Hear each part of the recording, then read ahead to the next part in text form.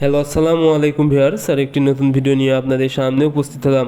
আজকের ভিডিওতে মূলত আমি আলোচনা করব দেশি মুরগি যদি হালকা ঝিম মারে এবং খাবার কম খায় তাহলে সুস্থ করতে সঠিক সমাধান। আপনারা যারা দেশি মুরগি পালন করে থাকেন, অনেক সময় দেখা যায় দেশি মুরগি ঝিম মারে এবং খাবার অনেক কম খায়। সেক্ষেত্রে মুরগিকে সুস্থ করা অত্যন্ত জরুরি, কারণ মুরগি যখন ঝিম মারবে এবং খাবার কম খাবে তখন কিন্তু মুরগির বিভিন্ন সমস্যায় জর্জরিত হবে এবং মুরগি কিন্তু দ্রুত ওজন আসবে না, একসময় কিন্তু মুরগি মারাও যেতে পারে। সেক্ষেত্রে আপনাদেরকে বুঝতে হবে আসলে মুরগি ঝিম মারে কেন।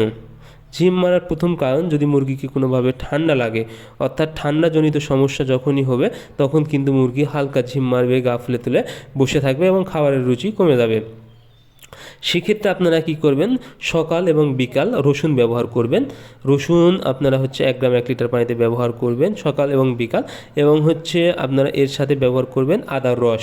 তাহলে কি হবে, আপনাদের মুরগির যে কোনো ঠান্ডাজনিত সমস্যা রসুন দ্বারা ঠিক হয়ে যাবে। এবং মুরগি যদি খক খক করে কাশি দেয় তাহলে কিন্তু দেশি মুরগির এই খক খক করা কাশি দেওয়া কিন্তু আদার রসের জন্য খুব দ্রুত সেরে যাবে। এই জন্য আপনারা যখনই মনে হবে যে মুরগির ঠান্ডাজনিত সমস্যা, সেক্ষেত্রে আপনারা অবশ্যই এই 2টা ওষুধ ব্যবহার করবেন।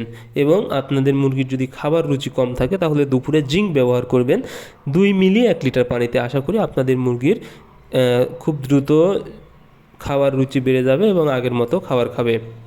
এরপরে আরেকটি কারণে হয়ে থাকে, সেটা হলো মুরগির যদি আমশয় হয়।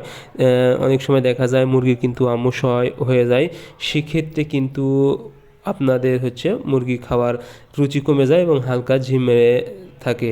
সেক্ষেত্রে আপনারা বুঝতে পারবেন রক্তের মতো পায়খানা করবে এবং অনেক সময় দেখা যাবে সাদা সাদা চুনা একদম লালচে টাইপের পায়খানা করতেছে। সেক্ষেত্রে অবশ্যই আপনারা অ্যাম্প্রোল ইপি ব্যবহার করবেন 1 গ্রাম 1 লিটার পানিতে, এবং সাথে সিপ্রোফ্লক্স ব্যবহার করবেন। অথবা আপনারা যদি প্রাকৃতিকভাবে ভালো করতে চান তাহলে আপনারা পিঁপে পাতা ব্যবহার করতে পারেন।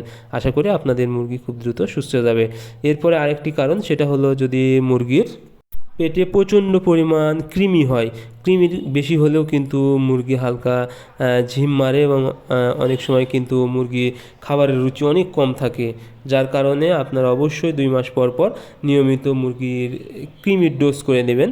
কৃমির ডোজ আপনারা মূলত নিমের পাতা বেটে দিতে পারেন, বা খামারে যেখানে রাখবেন সেখানে বেঁধেও দিতে পারেন।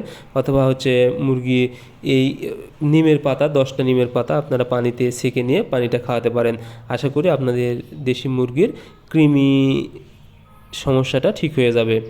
তবে আপনাদের অবশ্যই একটি বিষয়ে খেয়াল রাখতে হবে, যদি মুরগি প্রচণ্ড হারে ঝিম মারে এবং চুনা পায়খানা করে মুরগি মারা যায় তাহলে অবশ্যই আপনারা নিকটস্থ ভেটেরিনারি ভালো মানের ডাক্তার দেখাবেন।